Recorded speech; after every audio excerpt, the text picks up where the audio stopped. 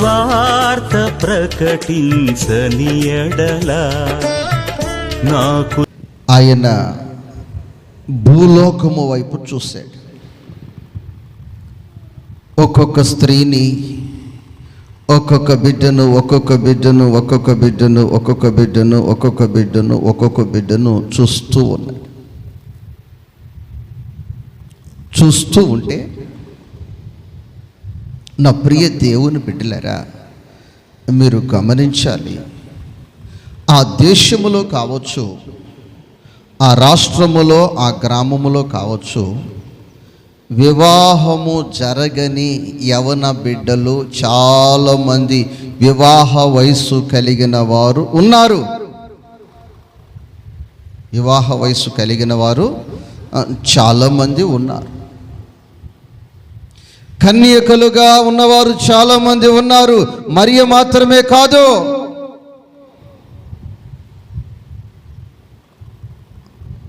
అమ్మ, మీ ఊర్లో ఏమైనా సంబంధాలు ఉన్నాయా, ఆడపిల్లల సంబంధాలు అంటే టక్కన మీరు చెప్తారు, అదిగో ఆ బిడ్డ 20 సంవత్సరాల వయసు ఉంది, 18 సంవత్సరాల వయసు ఉంది, ఉన్నాయి 4 సంబంధాలు ఉన్నాయి, వివాహం కానీ ఆడపిల్లలు వయసుకు వచ్చిన వాళ్ళు, మగపిల్లలు కూడా ఒక 4 ఉన్నారు, ఆడపిల్లలు కూడా 3 ఉన్నారని టక్కన మీరు చెప్తారు.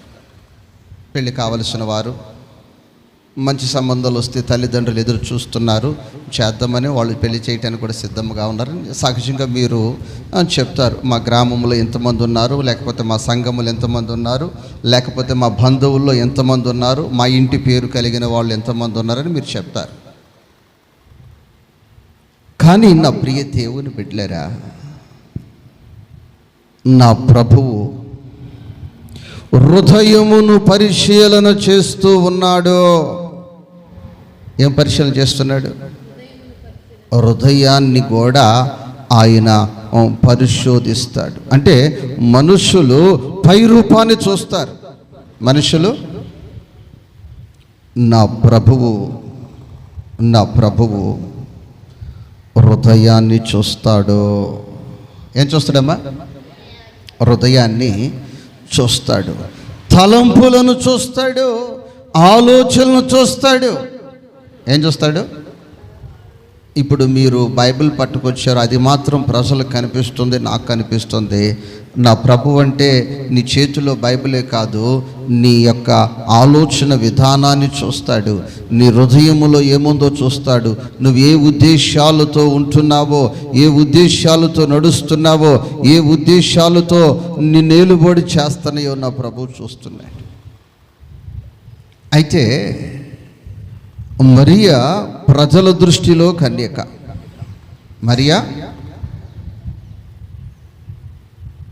ప్రజల దృష్టిలో చాలామంది కన్యకలు ఉన్నారు. కానీ ప్రభువు దృష్టిలో వారందరూ వివాహము కాని వారందరూ కన్యకలు కాదు. ఏ దృష్టిలో చూస్తే? ప్రభువు దృష్టిలో చూస్తే. ఎందుకనంటే వారి యొక్క చెడు ఆలోచన వలన, వారి యొక్క దురు ఆలోచన వలన, వారి చూపుల వలన, వారి యొక్క ఆలోచన హృదయ విధానాలు వలన కన్యత్వం వారు పోగొట్టుకున్నారు. మరియు చూసినట్లయితే పర్ఫెక్ట్గా పవిత్రత కలిగి ఉంది. దేవునికి స్తోత్రం. అమ్మ, ఏం కలిగి ఉంది? పవిత్రతను కాపాడుకుంది, పవిత్రతను, పరిశుద్ధతను కాపాడుకుంది. ఆ పరిశుద్ధతను కాపాడుకొని పవిత్రముగా భక్తి చేస్తా ఉంది. ఇక చూసిన వాళ్ళందరూ ఇంత కరెక్ట్ భక్తా? మా ఊర్లో కూడా చాలామంది మతంలో దిగిన వాళ్ళు ఉన్నారు, కానీ తిరణాలకు వచ్చి మాతో పాటు తినగలిగిన దానికంటే ఎక్కువ తినిపోతున్నారు. కొందరైతే క్యారేజీ కూడా కట్టుకుపోతున్నారు, కొందరైతే మాతో తింటున్నారు, మాతో తిరుగుతున్నారు. అమ్మో, మీది ఇంత కఠినమైన భక్తా అని మరియను ఒత్తిళ్లకు గురి చేసిన నేను ప్రారంభించాను ఈ పరిశుద్ధ జీవితాన్ని. నేను ప్రారంభించాను ఈ భక్తి జీవితాన్ని, ఈ ప్రార్థనా జీవితాన్ని. ఇంత కఠినంగా ఉంటే దేవుడు నీకు ఏమిచ్చాడా? దేవుడు నీకు ఏమిచ్చాడు? మేము పిచ్చి అయినా మెండని వేసుకుని తిరుగుతున్నాం. పిచ్చి అయినా ఏమిచ్చాడు నీకో? మరియలో మారు మాట ఏమి లేదు, మౌనముగానే పరిశుద్ధతతో, దేంతోనమ్మా? పరిశుద్ధతతో అలా నిలిచి ఉంది. నీవు వాడు పాత్రనై నీ సన్నిధిలో నిలచియోదును పవిత్రతతో. నీవు వాడు పాత్రనై నేనుండుటకై కాపాడుకొందును పవిత్రతతో. నా ప్రియ దేవుని బిడ్డలారా, ఆ పవిత్రమైన పాత్రగా, ఆ పవిత్రమైన విశ్వాసిగా, ఆ పవిత్రతను నువ్వు కాచుకున్నప్పుడు నా ప్రభు నిన్ను వాడుకుంటాడు. దేవునికి స్తోత్రం. నా ప్రభు నిన్ను విడిచిపెట్టలేదు. నీ పవిత్రతను బట్టి, నీ పరిశుద్ధతను బట్టి, నీ సాక్ష్య జీవితాన్ని బట్టి ఆయన వాడుకుంటాడు. మరి జీవితంలో ఏ ఆస్తి అంతస్తులు కూడా సంపాదించుకోలేదు, సమకూర్చుకోలేదు. దేవునికి స్తోత్రం. ఆడబిడ్డ పోతూ ఉంటే అడగకపోయినా కొందరు కట్నం ఇచ్చి పంపిస్తూ ఉన్నారు. ఆ తల్లిదండ్రులు కూడా మరీకి ఏమి సమకూర్చలేదు, కట్టుబట్టలతోనే ఏసేపుతో వచ్చినట్లు చరిత్రను మనం చూస్తున్నాం. కానీ మరియ సమకూర్చుకుంది ఏమిటి? మరియ సంపాదించుకుంది ఏంటంటే పరిశుద్ధత. చెప్పండి అమ్మ, ఏంటమ్మా అది? గట్టిగా, పరిశుద్ధత. ఏంటమ్మా? పరిశుద్ధత. ఈ పరిశుద్ధతను చూసిన దేవుడు అందాన్ని చూసి కాదు, దేన్ని చూసి కాదు, అర్ధనంకనమైన బట్టలను చూసి కాదు, వస్త్రాలను చూసి కాదు. ఇప్పుడు మగపిల్లలకి ఒంటి నిండా ఉంటున్నాయి బట్టలు. అమ్మా, మగపిల్లలకు చూడండి ఎట్లా ఉంటున్నాయి బట్టలు, కానీ డ్రాయరే చినిగిపోయి ఉంటుంది. ప్యాంట్ కదా, ప్యాంట్. ఒంటి మీద బట్ట మాత్రం ఎట్లా ఉంటుంది? ఒంటి నిండా ఉంటుంది, కానీ డ్రాయర్ మాత్రం బెజ్జాలు చినిగిపోయి ఉంటుంది. ఇంకో విషయం చెప్పమంటారా? ఈ మధ్యకాలంలో నాకు ఒకరు చూపించారు వాట్సాప్లో. సురేష్ అన్న, రేషన్ బియ్యం తెచ్చుకునే గోతాలు ఉన్నాయి, డైరెక్ట్గా అట్లా కుట్టేస్తున్నారు ప్యాంట్. అది ట్రెండు అంట. అదేంటంట? ఇప్పుడు అవి రాబోతున్నాయంట. సవకేం కాదు, మీరు సవక అనుకుంటారేమో. సవకేం కాదు, అవి చాలా రేటు. వాటికి సేమ్ వాటిల్నే కలర్ కొట్టి ఇచ్చేస్తున్నారు. దేవునికి స్తోత్రం. హల్లెలూయా. ఈ మధ్యకాలంలో ఒక పెళ్లి చేయటానికి వెళ్ళాను. పెళ్లి కొడుకు ఆ నికరంతా చినిగిపోయింది. నికరంతా వాడేమన్నా తాగున్నాడేమో, అలా తాగిన మొత్తులో వచ్చేసాడేమో. నేను అడిగాను, మార్చుకొని వస్తాడంటే. లేదు, అది పెళ్లి ప్యాంటేనంటది. అదే ప్యాంటు? ఏ ప్యాంటు? పెళ్లి ప్యాంటు నిక్కరేంటి ఏమైపోయింది? చినిగిపోయింది. దేవునికి స్తోత్రం. హల్లెలూయా. అలాగే ప్రియ దేవుని బిడ్డలారా, ఆడపిల్లలకు కూడా తల్లిదండ్రులు ఏం కొంటున్నారంటే సంబంధాలు త్వరగా వస్తాయని ఒంటి నిండా లేని బట్టలు కొంటున్నారు. ఏంటంటే ఒంటి నిండా వేసుకుంటే వాళ్ళ పిల్లలు ఎవరు చూడట్లేదట. సగం బట్టలు వేసుకుంటే ఎవరో ఒకళ్ళు చూస్తారు, పోయేవాళ్ళు చూస్తూ ఉంటారు కదా. పోయేవాళ్ళు. బాల్ ఠాకరే అని మహారాష్ట్రలో ఒక గొప్ప నాయకుడు ఉన్నాడు. ఒక అమ్మాయి సినిమా హాల్లో అవకాశాలు రావట్లేదని, అందరూ నన్ను ఎవరు చూడట్లేదని ఆ అమ్మాయి బట్టలు నిప్పేసి పెయింట్ వేసుకుని ఆ ఫోటోల్లో ప్రదర్శన ఇచ్చేసింది. పెయింట్ వేసుకుని అతను పిలిచి ఒకే ఒక వార్నింగ్ ఇచ్చాడు ఆ నాయకుడు. ఇక మీదట ఎక్కడైనా న్యూస్లో కానీ, పత్రికల్లో కానీ, పబ్లిక్లో కానీ నీ ముఖం కనిపిస్తే నిన్నెత్తి సముద్రంలో వేస్తానన్నట. ఇక మళ్ళీ ఆ మనిషి కనిపించదు. దేవునికి స్తోత్రం. అలాంటి నాయకుల అవసరం మనకి ఈ రోజుల్లో. దేవునికి స్తోత్ర. హల్లెలూయా, హల్లెలూయా. తల్లిదండ్రులు ఆడపిల్లలకి ఎలా కొంటున్నారంటే, మా పిల్లని ఎవరు చూడట్లే, కాలేజీకి పోయినా స్కూల్కి పోయినా ఇంట్లో ఉన్నానని సగం బట్టలు కొంటున్నారు. సగం బట్టలు వేసుకుంటే ఎవరో ఒకరు చూస్తారని. దేవునికి స్తోత్రం. బుద్ధి పిల్లలది కాదు, పిల్లలు తప్పు కాదు, తల్లిదండ్రులు తప్పు అది. దేవునికి స్తోత్రం. హల్లెలూయా. నా ప్రియ దేవుని బిడ్డ, తల్లులకే సిగ్గు లేదు. తల్లులకే ఒంటి నిండా కుట్టించుకోవడానికి ఇష్టపడట్ల జాకెట్, ఒంటి నిండా కుట్టించుకోవడానికి ఇష్టపడట్ల. వాళ్ళకి తల్లి దారి తప్పితే ఇక పిల్ల, ఇక తల్లి ఆవే చేలో మేస్తేది అంటారే దూడ, ఇంకా అలా అయిపోయింది. నా ప్రియ దేవుని బిడ్డలారా, మరియ జీవితంలో పరిశుద్ధత చెప్పలం ఏంటి? ఆ పరిశుద్ధతను చూసి, దేన్ని చూసి?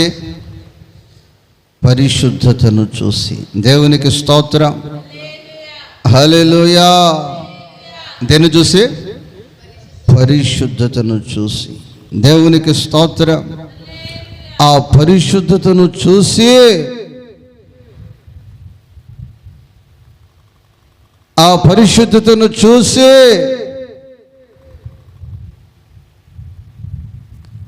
ఈమె యోగ్యురాలు, ఈమెను నేను వాడుకుంటాను, ఉపయోగించుకుంటానని మరియ పరిశుద్ధతను బట్టి మరియను నా దేవుడు వాడుకున్నాడు. స్త్రీలందరికంటే ధన్యురాలుగా ఈరోజు ప్రపంచ దేశాలలో గౌరవము మరియ తల్లికి దక్కింది. కొట్టు చప్పట్లో హల్లెలూయా, హల్లెలూయా. ఈ పూట వివాహము జరిగిన నీకు,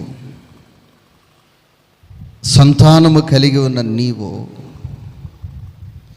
బాప్తిస్మము ద్వారా నూతనముగా జన్మించావు. దేని ద్వారా?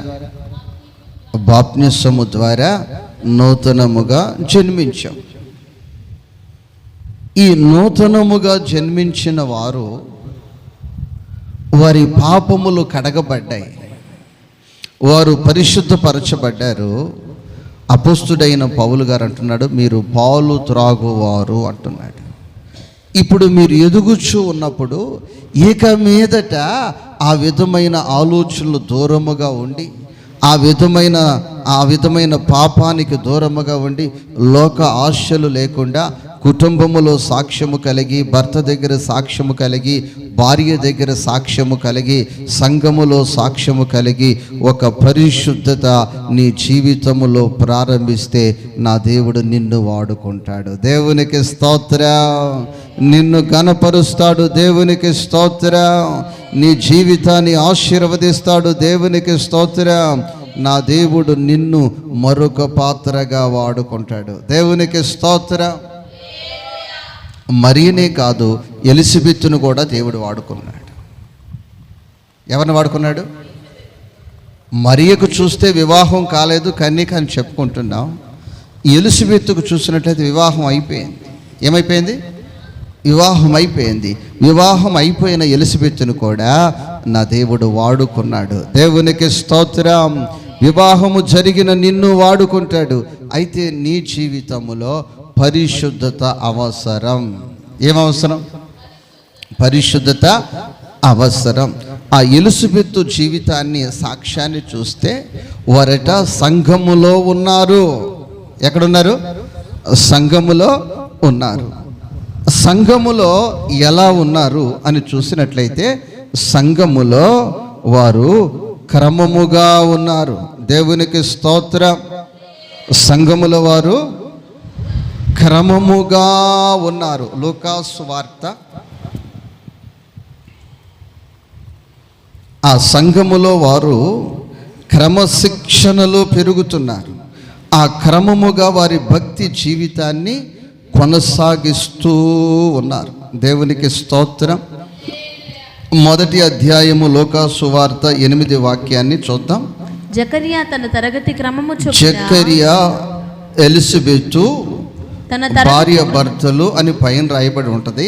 ఈ కుటుంబము ఎలా ఉన్నారంటే, తన తరగతి క్రమము చొప్పున.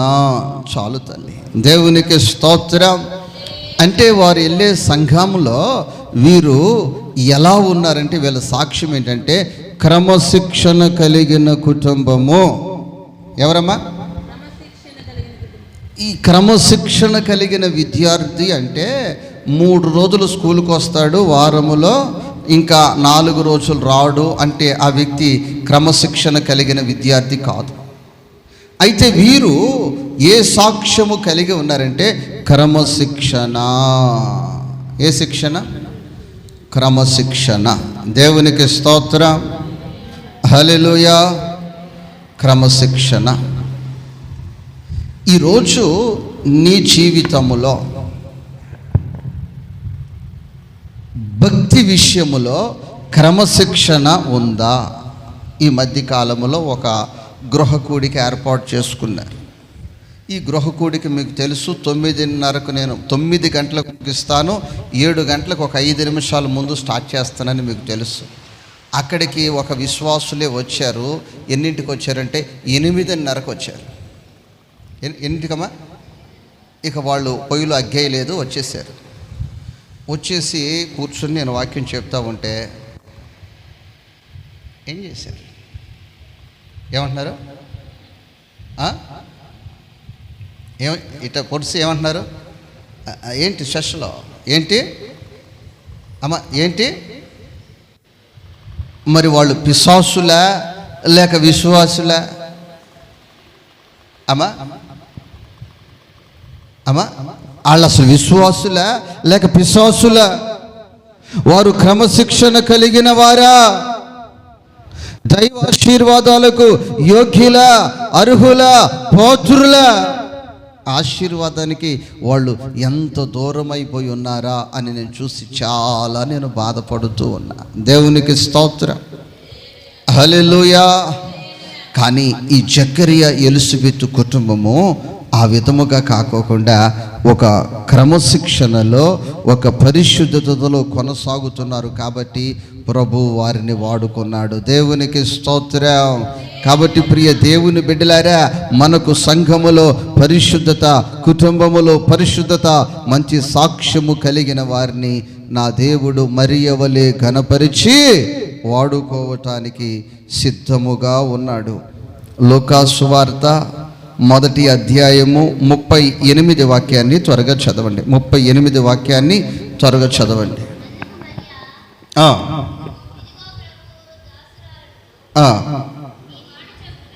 అందుకు మరియ, ఇదిగో ప్రభువు దాసురాలను, నీ మాట చొప్పున నాకు జరుగునుగాక అనెను.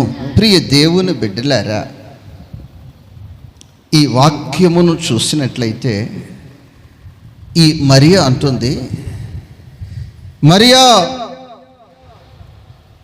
నువ్వెవరువు అంటే మరియ చెప్తుంది, నేను ప్రభువు దాసురాలను. ఎవరికి దాసురాలను? ప్రభువు దాసురాలను. నా ప్రియ దేవుని బిడ్డ, నా ప్రియ సహోదరి, నా ప్రియ సహోదరుడా, ఈరోజు ఎవరైతే దేవుని మందిరములో, ఆయన సంఘములో నేను క్రీస్తు దాసుడను, నేను క్రీస్తు దాసురాలను అన్న ఆ యొక్క విధేయత కలిగి వారి ప్రార్థనా జీవితాన్ని ఎదరకు కొనసాగిస్తూ ఉంటారో వారిని నా దేవుడు ఆశీర్వాదానికి యోగ్యులుగా చేస్తాడు. ఈరోజు సంఘములో దేవుని ఎదుట నీవు దాసునిగా, దాసురాలుగా ఉన్నావా? దేవునికి స్తోత్రం, హల్లెలూయా. దేవునికి దాసురాలుగా ఉంటే, దేవునికి దాసురాలుగా ఉంటే నీవు ఆయన పాదముల దగ్గర చేరి ఆయన యొద్ద ఉండటానికి ఇష్టపడతావు. ఎవరైతే దాసులుగా ఉన్నారో వారు దేవుని మాట వింటారు. దేవునికి స్తోత్రం. దాసుడు ఎవరి మాట వింటాడు అంటే యజమానుని మాట వింటాడు. అలాగే నీ జీవితంలో దేవుని మాట విని దాన్ని జీర్ణించుకోలేక ఆ మాట ప్రకారము నీ వ్యక్తిగత జీవితాన్ని కొనసాగించలేని స్థితిలో ఉన్నావు. ఎందుకనంటే నీవు లోకానికి దాసురాలుగా ఉన్నావు. లోక సంబంధమైన కార్యక్రమాలకి దాసురాలుగా నీ జీవితాన్ని నీవు కొనసాగిస్తున్నావు. ఇక లోక సంబంధమైన వాటికి దాసురాలుగా నీవు ఉంటే నీవు దేవునికి దాసురాలుగా ఉండలేవు. దేవునికి స్తోత్రం. కొందరు చూసినట్లయితే దాసులుగా, దేనికి చెప్పాలి దేనికమ్మా? టీవీకి దాసులుగా. నాకైతే తెలియదు ఈ టీవీల సంగతి. ఒక గ్రామంలో ఒక చోట వాక్యం చెప్పడానికి పిలిచారు. వారు ముందు చెప్పారు, పాస్టర్ గారు 7 గంటలకి మీరు ప్రారంభించి 9 గంటలకు ముగించినట్టే మా టైం నేను చెప్పాను. అయితే అక్కడ స్థానిక పాస్టర్ గారు ఉన్నారు. ఆ స్థానిక పాస్టర్ గారికి చెప్పాను, అయ్యా 8 గంటలకు మీరు వాక్యం ఇచ్చితే నేను ఒక 40 నిమిషాల్లోనే ముగించేస్తానంటే ఆ పాస్టర్ గారు ఏమన్నారంటే, అట్లా కాదండి 8:30కి మీకు ఇస్తాను, ఈ 8:30 నుంచి మీరు 40 నిమిషాలు చెప్పండి అన్నారు. లేదండి 8 గంటలకు ఇవ్వండి, 7 నుంచి 8 వరకు పాటలు పాడతాం కదా అంటే, అట్లా కాదండి 7 గంటలకు మనం స్టార్ట్ చేస్తామా? 7:30కి ఒక నాటిక సీరియల్ ఉంది, 7:30కి ఒక సీరియల్ ఉంది. ఆ సీరియల్ వదిలిపెట్టి కూటానికి రారు. ఆ సీరియల్ వదిలిపెట్టి ఈ కూటానికి రారు. 8 గంటలకు అయిపోద్ది. 8 గంటలకు చూడండి, ఒక్కసారిగా స్కూల్ గేట్లో నుంచి పిల్లలు బయటికి ఎలా వస్తారో ఆ విధంగా ఈ గేట్లో నుంచి లోపలికి వచ్చేస్తారు. బైబిల్ పట్టుకుని వాళ్ళు బ్యాగులు పట్టుకుని వస్తారు. అప్పటి వరకు మాకు తెలుసు, వాళ్ళకు కూడా తెలుసు అండి, నాకు కూడా తెలుసు వాళ్ళు సీరియల్ అయ్యే వరకు రారు. ఇప్పుడు మన ఇద్దరు వెళ్ళి ఉంటారు వాళ్ళు, అది మిస్ కాకూడదు, అదిగా మిస్ అవ్వరు వాళ్ళు అని చెప్పారు. అట్లాగే నేను అలాగే కూర్చున్నాను. వచ్చి రాక పిల్లలు పాడుతూ ఉన్నారు, పాస్టర్ గారు పాడుతున్నాడు, పాస్టమ్మ గారు పాడుతున్నారు. ఎట్లయితే 8 అయిపోయింది. 8:05 నిమిషాలకు 17 మంది విశ్వాసులు ఒక్కసారి వచ్చేసారండి. స్కూల్ వదిలిపెడితే సరిగ్గా పిల్లలు ఎట్లా వస్తారో అలా వచ్చేసారు. అప్పుడు ఆ పాస్టర్ గారు ఆరాధన చేసి వాక్యం చెప్పండి అని నాకు ఇచ్చారు. అయితే వీళ్ళు దేవుని దాసులా టీవీ దాసులా? మీరు కాదులేండి, మీరు చాలా మంచి మాట. దేవునికి స్తోత్రం. చర్చిలో కూర్చుంటే టైం చూస్తారు, కానీ టీవీ దగ్గర కూర్చుంటే అయ్యో 1 గంట అయిపోయింది వదిలిపెట్టలేదంటారా? అంటే మరియు చూస్తే ఎందుకు ఆశీర్వదించబడిందంటే, నేను ప్రభువు దాసురాలను. ఏమంటుంది? ఇదిగో నేను ప్రభువు దాసురాలను. నువ్వు చెప్పగలవా నేను ప్రభువు దాసురాలను అని? నా ప్రియ దేవుని బిడ్డలారా, ఈ లోక సంబంధముగా టీవీ అనే దాసత్వము నుంచి, తిండి అనే దాసత్వము నుంచి, లోక సంబంధమైన కార్యక్రమాలకు నువ్వు ఇచ్చిన ప్రాధాన్యత దేవుని మందిరానికి ఇవ్వలేకపోతున్నావు, దేవునికి ఇవ్వలేకపోతున్నావు. మరియ చూసినట్లయితే నేను దేవుని దాసురాలను అంటుంది. దేవునికి స్తోత్రం. నా ప్రియ దేవుని బిడ్డలారా, ఇంతవరకు భూమి మీద అంతా పండుగ జరుగుతుంది. ఈ సంవత్సరం ఏంటంటే అంతరిక్షములో కూడా అక్కడికి మానవులు వెళ్ళి అక్కడ కూడా క్రిస్మస్ పండుగ చేసేసారు. దేవునికి స్తోత్రం. హల్లెలూయా, హల్లెలూయా. నా ప్రియ దేవుని బిడ్డలారా, మరియ కీర్తి ఏంటమ్మా, నీకు ఎంత ఘనత ఎలా వచ్చిందంటే, దేవుని దాసురాలను నేను. ఎవరినమ్మా? దేవుని దాసురాలను. దేవునికి స్తోత్రం. ఆ అనుభవాల్లోనికి నూతన సంవత్సరములో మనలను దేవుడు నడిపించును గాక. ఎంతవరకు తిండికి దాసురాలుగా ఉన్నా, లోకానికి దాసురాలుగా ఉన్నా, తిరణాలకి దాసురాలుగా ఉన్నా, విగ్రహాలకు దాసురాలుగా ఉన్నా, లోక సంబంధమైన చెడు దురవ్యసనాలకు దాసురాలుగా ఉన్నా, ఈ 2025 సంవత్సరములో ఎవరికి దాసులుగా మనం మార్చబడాలి?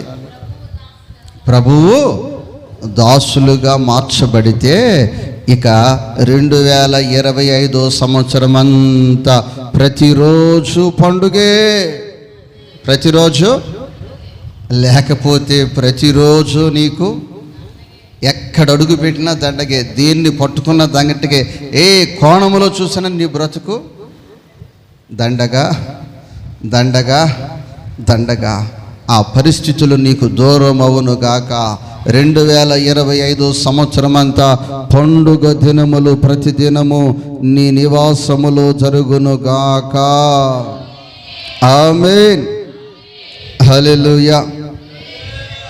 నా ప్రియ దేవుని బిడ్డలారా, ఇక్కడ ఇద్దరు గర్భవతులు కలిశారు. అప్పుడప్పుడు మనోళ్ళు కలుస్తుంటారు. గర్భవతులు కలిస్తే, తల్లులు కలిస్తే వీళ్ళు ఏం మాట్లాడుకుంటారు? ఇదిగో నీకు మగపిల్లోడు పుడితే, నాకు ఆడపిల్ల పుడితే వాళ్ళకిద్దరికి ఏం చేద్దాం అమ్మా? సాతాను మాటలు. ఏ మాటలు అమ్మమ్మ? ఎవరి మాటలు? ఇక్కడ ఇద్దరు గర్భిణీ స్త్రీలు కలిశారు. ఇక్కడ ఇద్దరు కలిశారు. దేవునికి స్తోత్రం. సహజంగా తిండి గురించి మాట్లాడుకోవాలి. దేని గురించి? తిండి గురించి. ఏం కూర? ఏం కూర? మీ అత్తగారు చాలా చెడ్డది కదా, మీ తోటికోళ్ళు చాలా చెడ్డది, నువ్వు చాలా మంచిదానవు కదా.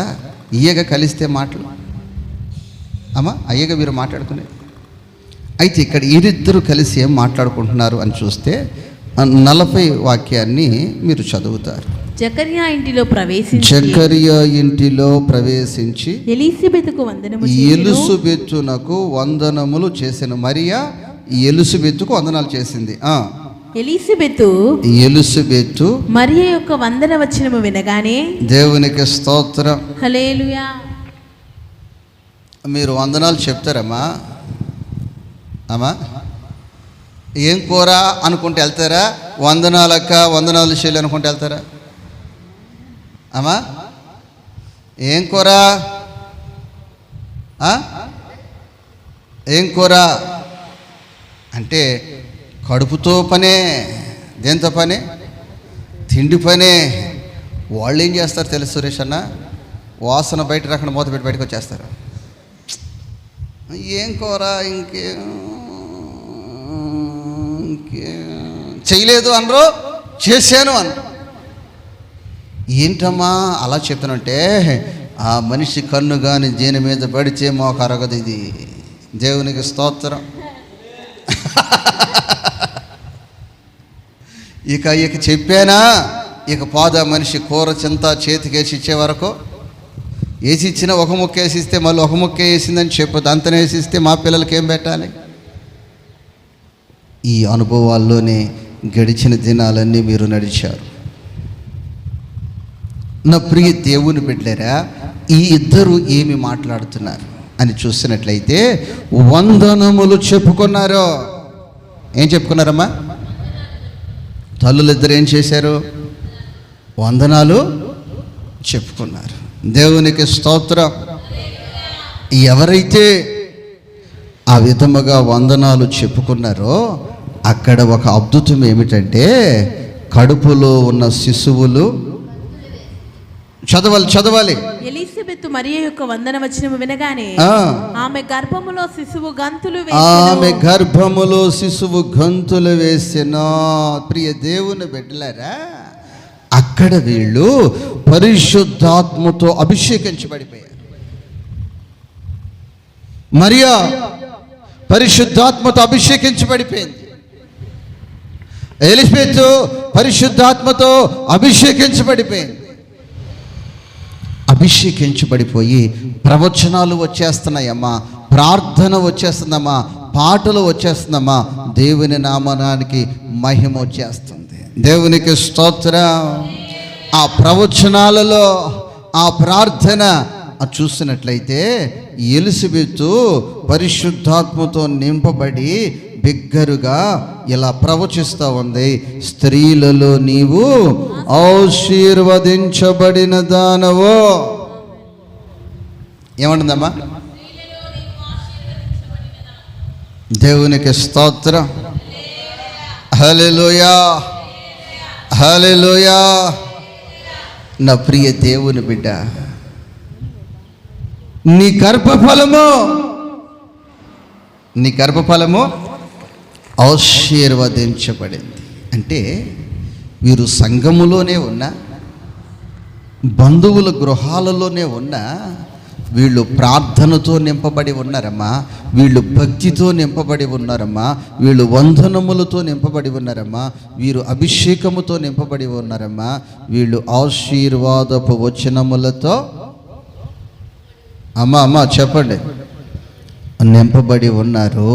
కాబట్టి ఈ అనుభవాలు నూతన సంవత్సరములో ఒక్కొక్క కుటుంబాలలో నిలిచి ఉండునుగాక. అంటే ఎక్కడ ఉన్నా వీళ్ళు ప్రార్థనాత్మే, స్తోత్రాత్మే, దైవశక్తి. దేవునికి స్తోత్రం.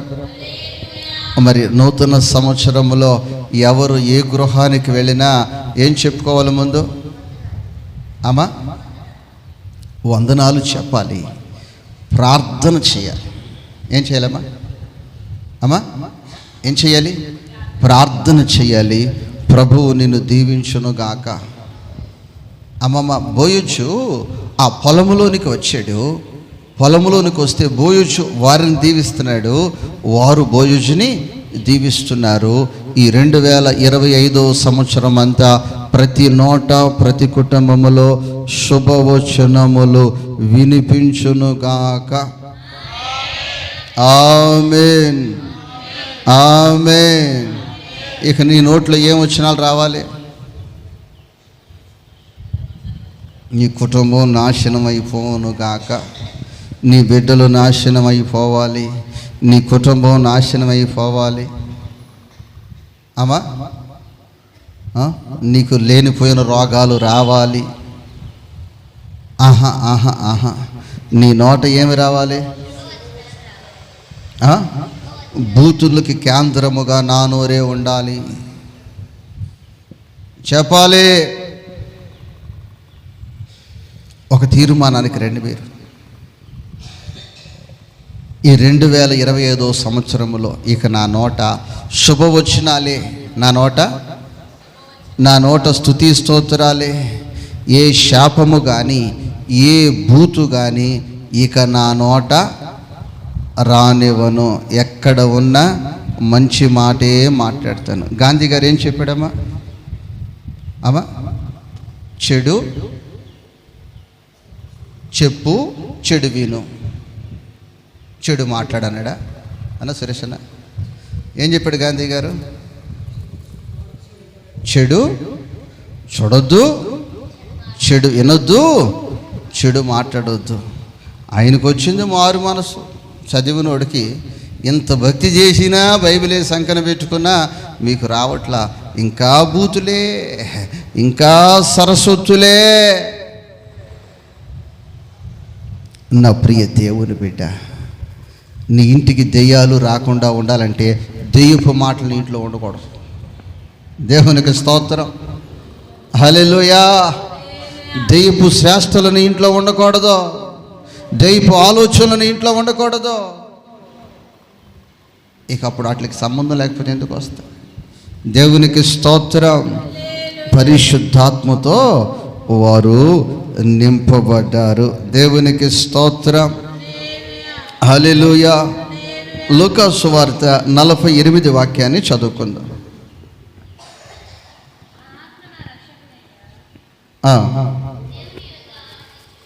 దేవునికి స్తోత్రము, హల్లెలూయా. ఈ వాక్యాన్ని మనము చూసినట్లయితే ఎల్లప్పుడూ ప్రభువుని స్తుతిస్తూ, ప్రభువులో ఆనందిస్తూ ఉన్నారు. కాబట్టి నా ప్రియ దేవుని బిడ్డ, నా ప్రియ సహోదరి, నా ప్రియ సహోదరుడా, ఈ యొక్క మరియ జీవితంలో చూస్తే ప్రభువుని ఘనపరుస్తూ, ప్రభువుని స్తుతిస్తూ, ప్రభువుని మహిమపరుస్తూ జీవితాన్ని కొనసాగిస్తూ ఉంది. కాబట్టి ఏ కార్యములోనైనా, ఏ సందర్భములోనైనా, ఏ ప్రయాణములోనైనా మనము ప్రభువులో ఆనందించాలి. ఎందులో ఆనందించాలి? కీర్తన 1 వాక్యములో రాయబడి ఉంది, యెహోవా ధర్మశాస్త్రమందు దీవారాత్రములు దాన్ని ధ్యానించువారు ధన్యులు. అయితే ఈ ధర్మశాస్త్రాన్ని బట్టి మనం ఆనందించాలి. దేవుడిచ్చిన వాగ్దానాన్ని బట్టి మనకి ఆనందించాలి. దేవుడిచ్చిన రక్షణను బట్టి మనము ఆనందించాలి. దేవునికి స్తోత్రం. ఆనందమే పరమానందమే ఆశ్రయపురమైన యేసయ్యా నీలో ఆపత్కాలం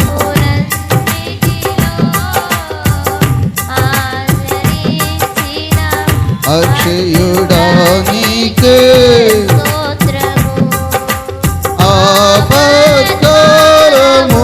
ఆపత్కాలములన్నిటిలో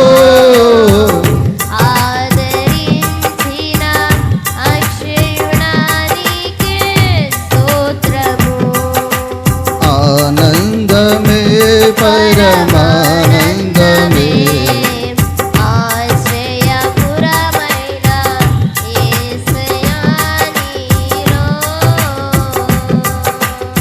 ప్రియ దేవుని బిడ్డలారా, ప్రభువుని బట్టి, ఈ ధర్మశాస్త్రాన్ని బట్టి, ఈ వాక్యమును బట్టి మనము ఆనందించాలి. దేవునికి స్తోత్రం. తదుపరి ఒక ప్రార్థన జరుగుతుంది. ఏం జరుగుతుందమ్మా? ప్రార్థన జరుగుతుంది. ఆ ప్రార్థనకు అనేక మంది వెళ్ళి ఆ ప్రార్థనలో అభిషేకముతో నింపబడి అన్య భాషలో మాట్లాడే ప్రార్థన, రహస్య ప్రార్థన. ఇక ఆ ప్రార్థన ముగింపు ఎప్పుడో తెలియని ప్రార్థన. అది అపోస్తులందరూ చేరుకొని, ప్రార్థనా పరులందరూ కూడుకొని చేసే ప్రార్థన. దేవునికి స్తోత్రం. ఆ ప్రార్థన జరుగుతూ ఉంటే, యేసు ప్రభుకే తల్లి కదండి. ఆహా, మరి కూడా ఆ ప్రార్థనలో వెళ్ళి, ఆ ప్రార్థనలో కూడుకొని వారితో కలిసి ప్రార్థన చేస్తున్నట్లు చరిత్రలో రాయబడి ఉంది. దేవునికి స్తోత్రం. అపోస్తుల కార్యాలు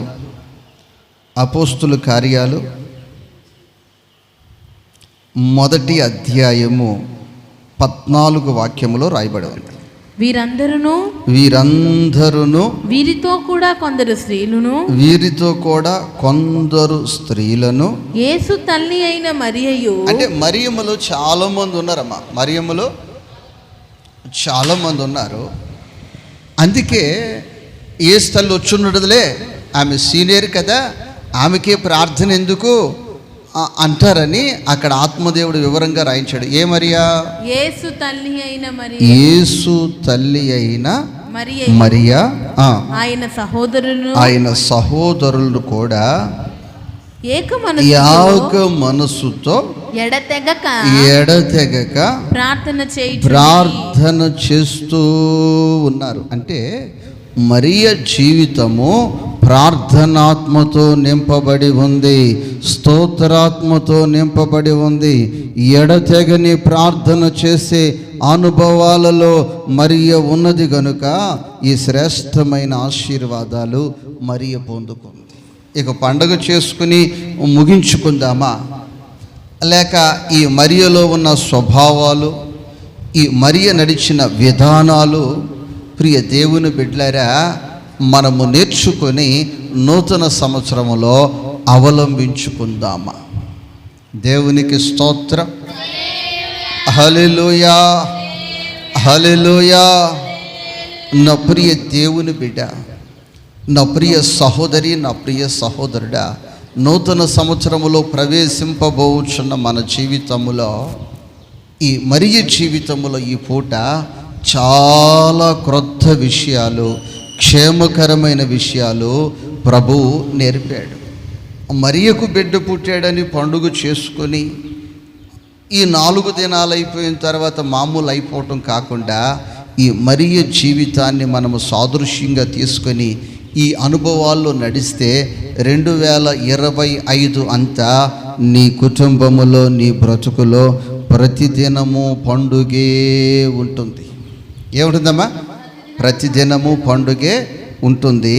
చక్కగా ప్రార్థనాత్మ కలిగింది, స్తోత్రాత్మ కలిగింది, ఎడతెగని ప్రార్థన మరియు చేస్తుంది. ఆ ప్రార్థన అట్టి అభిషేకము దేవుడు ప్రతి ఒక్కరికి అనుగ్రహించును గాక. నువ్వు ఏ స్థలములోనికి వెళ్ళినా వారికి వందనాలు చెప్పాలి, వారిని సంతోషపెట్టాలి, వారి కొరకు నీవు ప్రార్థించాలి. వారి కొరకు నువ్వేం చేయాలి? ప్రార్థించి రావాలి. దేవునికి స్తోత్రం, హల్లెలూయా. ఆ భక్తి నీ జీవితంలో ఉండాలి. దేవునికి స్తోత్రం, హల్లెలూయా, హల్లెలూయా. నీ చేత వాళ్ళు ప్రార్థన చేయించుకుని అనుభవంలోనికి నువ్వు రావాలంటే, వాళ్ళు వచ్చేసరికి నువ్వు సినిమా చూస్తూ ఉంటే ఇక జీవితంలో ప్రార్థన చేయమని నీకు చెప్తారా అమ్మా? ఇక వాళ్ళు వచ్చేసరికి బూతులు తిడుతున్నావు అనుకో, నువ్వు భర్తని, పిల్లల్ని, ఇంటోళ్ళని, కాకుల్ని, గెద్దల్ని, ఇక జీవితంలో ఎప్పుడైనా నిన్ను నమ్ముతారు విశ్వాసమైన వాళ్ళు. ఏదో బైబిల్ పట్టుకొస్తున్నారు కాబట్టి నేనైతే నమ్ముతాను. ఓహో సహోదరి మా విశ్వాసే. వాళ్ళు నిన్ను యాక్సెప్ట్ చేయరు. వాళ్ళు నిన్ను విన్నారు కదా, నీ స్వరం వాళ్ళు విన్నారు కదా, నీ స్వరూప్యం వాళ్ళు చూశారు కదా. కాబట్టి ఆ చెడు అలవాట్లన్నీ ఈ 2024లో నాశనమైపోవు.